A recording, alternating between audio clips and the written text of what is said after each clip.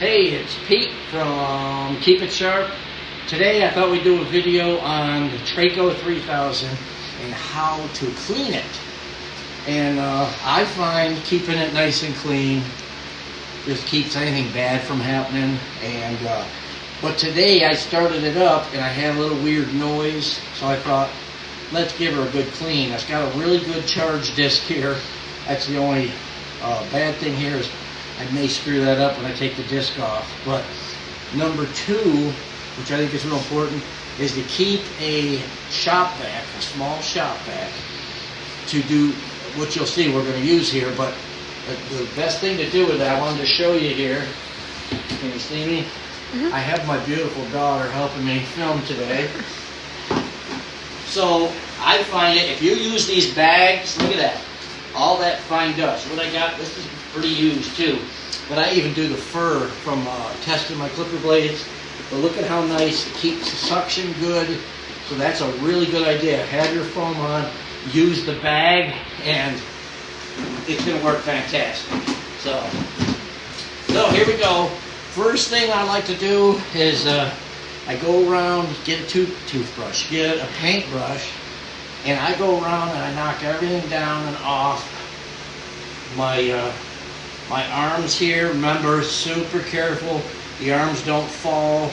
Let's see if I can get here to come over here. I'll show you my first mistake happened. Look at that little round dot there. That is where this fell and hit that. And I tell you guys a lot to use these, and I can't be more boom when you're doing something. That way if it falls, you don't hurt your disc. What happened to me was I was just doing a comb, and when I bounced this one, somehow, now you can see how easily an accident happens. Look at that. This one may be a killer one where I have to have the disc resurfaced. See what I mean? It's so easy to have an accident, and I'm getting ready. I'll show it when I do it. I'm going to make a way so these don't fall easily. Because look at me, now I'm all embarrassed. But anyhow, let's go forward with cleaning this thing. I'll recheck this dent later. So back to this. So I clean down in here. This is just to help, because that's my fear, is over time all this fine dust is going to get into stuff and make the machine. I see, reach down in here, get your sides. Let's go around the corner, see. Now I just vacuumed this out, but not thoroughly like this. I did what I call my quick weekly vacuum. But I just did a customer order, and like I said, it made a funny noise. I try to catch problems before they happen. I'm not going to worry about this. You might want to get this stuff off your disc now. Now we're going to take our disc off. Sorry, I got to go on the screen for a second. There we go. I use, let's see, I don't crank this down, but I use this to take the screw out there. If you put it on with that, you don't want to crank it down terrible. So set your screw where you find it. Pop your disc off. We're going to set this in a very safe place, right over here on the table. I try to be super careful with the machine. Now, we'll take a look in here, and we'll wipe some more stuff off. But we're going to be vacuuming it. See, I had a little under here. There's your belt where you got the 2 speeds. If you go down there, I don't like the fast speed. Haven't done much work with it yet because I like slow and excellent work.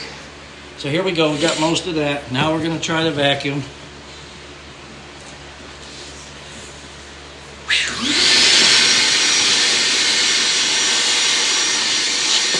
Well, you may not hear me well. Get the easy stuff first. See?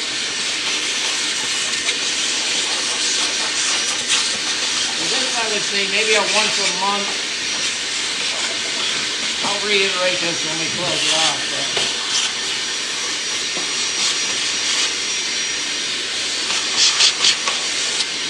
is, if you can't get the spots like under this arm, use your paintbrush, knock it out where you can get it. See, I'm going to push this over if I can.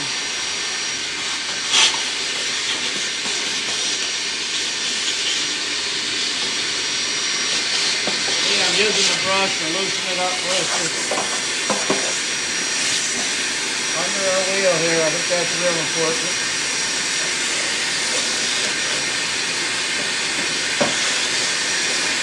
Look at that, right?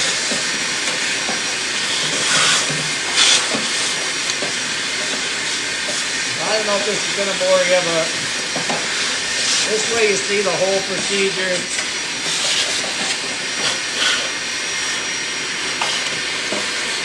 So, pretty good, look at that.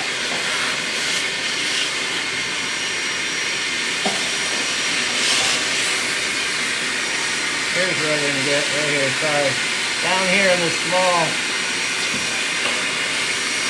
So there we go. I see so many people out there with so much of the grit dust left behind that, and they're wearing masks. Part of that is, I just call them the red machines, but the ones that have a really fast spinning wheel, it throws that dust out and they have to wear masks. Another big plus with the Treyco 3000, slow and steady wins the game. I got myself winded with a friggin' vacuum cleaner, that's terrible. So, could have been maybe a teeny bit better, but see, if you get it this clean once a month, this machine will last forever. So there we go. I should have sucked up in here, but I can usually, what I do while I'm doing blades is give it a quick blow. So, and it wouldn't hurt. See, to do that, but I don't have my air filtration on in here, so we'll skip that for now. So there we go. That is how you clean. I think the Treyco 3000. Obviously, put your your disc back on, tighten down the screw there, and that's a good basic maintenance for this. And as always, I've had this machine a month or two, still loving it, and fantastic. I've not had one complaint about blades, which I think shows where having these arms down here doing all the work for you, but making sure it's held absolutely fine makes such a difference. So there we go. That's it for today. Just want to get a quickie one out because I just wanted to clean this because it was making a funny noise. Please like the videos if you can. Give me a thumbs up. Subscribe if you'd like to. And please comment if you think I forgot something. If you want any kind of information on the machine, leave comments. Take care. We'll talk to you later.